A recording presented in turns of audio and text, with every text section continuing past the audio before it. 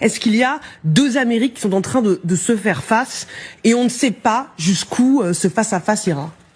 Alors je ne sais pas s'il y a deux Amériques qui se font face, on le sait, c'est une nation très divisée, chaque élection voit se mettre en place des polarisations de plus en plus importantes.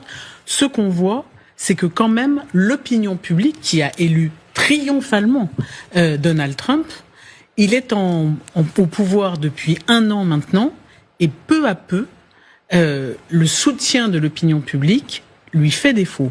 Pas majoritairement, mais sur 2 des points qui ont constitué l'essentiel de sa campagne, les droits de douane garantissant une forme de pouvoir d'achat, disait-il, et la lutte contre l'immigration, le soutien s'amenuise peu à peu, et on voit des lignes de fracture à l'intérieur même du pouvoir à la Maison-Blanche. On sait que, par exemple, sa très influente Susie Wiles, la chef de staff, chief of staff, je sais pas comment on dit, directrice de cabinet, c'est elle qui a eu constamment les élus du Minnesota au téléphone, sans doute pour tenter d'apaiser les choses. Et l'interview de 5 minutes qu'a accordé Donald Trump au Wall Street Journal cette nuit indique qu'il a promis que les agents de l'ICE allaient, à une date encore indéterminée, bientôt quitter le Minnesota, ce qui prouve qu'il y a une forme de recul de Donald Trump sur ce qui est en train de se passer et qui risque effectivement de polariser encore un peu plus, si c'est possible,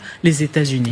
Et ce qui est intéressant, c'est que dans ce débat, dans cet effroi suscité par les images de cet homme qui a été tué au sol à bout portant par la police anti-immigration, 2 anciens présidents démocrates sont montés au créneau. Pour l'instant, on n'a pas entendu George W. Bush réagir. Il peut pas, à cause de l'Irak, il lui est très difficile de parler. Sa parole n'est pas entendue de la même manière que celle de Bill Clinton et de Barack Obama, même si je ne suis pas sûr que ce sont des autorités morales, mais le rapport, par exemple, de la vérité, le rapport à la vérité de Bill Clinton ne joue pas vraiment pour lui. Or, il dénonce les mensonges et Barack Obama est vilipendé par une grande partie de l'électorat MAGA.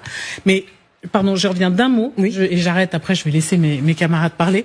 Le mensonge. Ce qu'a dénoncé Bill Clinton, ce qu'ont dénoncé un certain nombre de personnalités démocrates, mais aussi les parents d'Alex Pretty, qui parlent de mensonges écœurants de la part de Donald Trump. Est-ce qu'on mesure ce que ça veut dire que ce mot dans la psyché politique américaine? Dire que quelqu'un ment, c'est le pire, la pire attaque qu'on puisse faire. Pour l'instant, l'administration Trump ne répond pas.